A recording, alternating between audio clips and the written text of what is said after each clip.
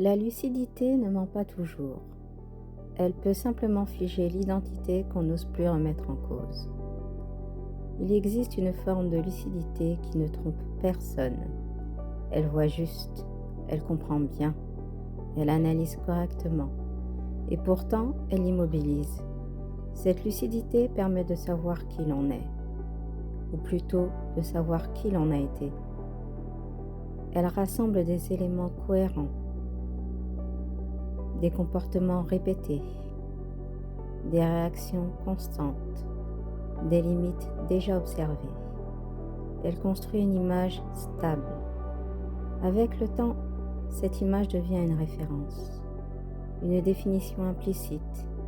Je suis comme ça, je fonctionne comme ça, je ne réagis pas autrement. Et cette phrase n'est pas fausse, c'est précisément le problème.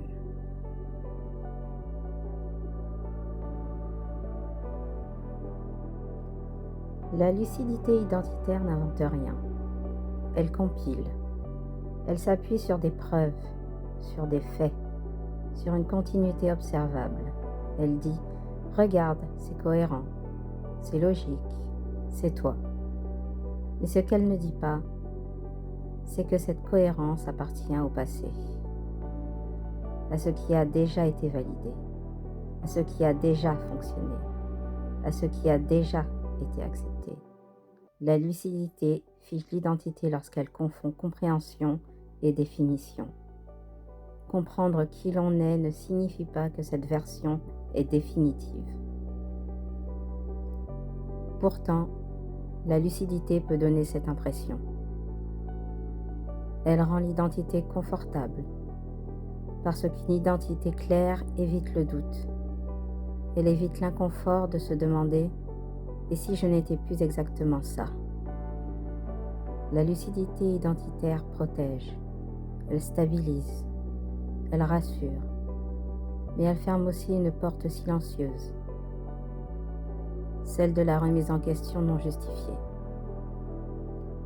Il existe une différence essentielle entre savoir qui l'on est et accepter de ne plus l'être entièrement.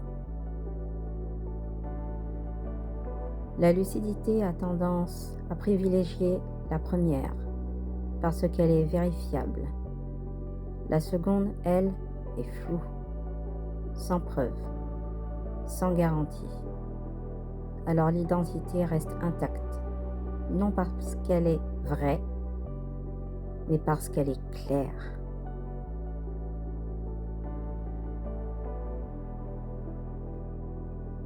La lucidité devient alors un conservateur.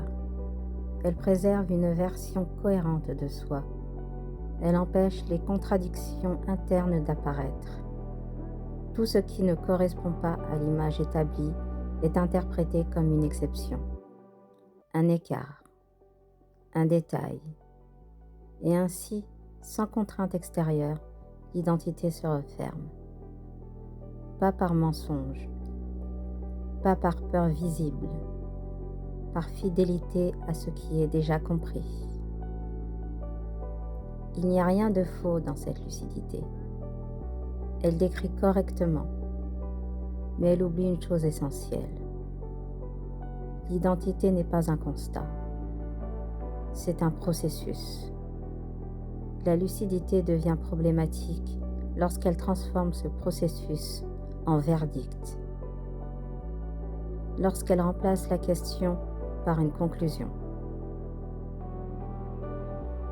La lucidité ne ment pas toujours, mais lorsqu'elle fige l'identité, elle empêche de voir ce qui pourrait encore changer.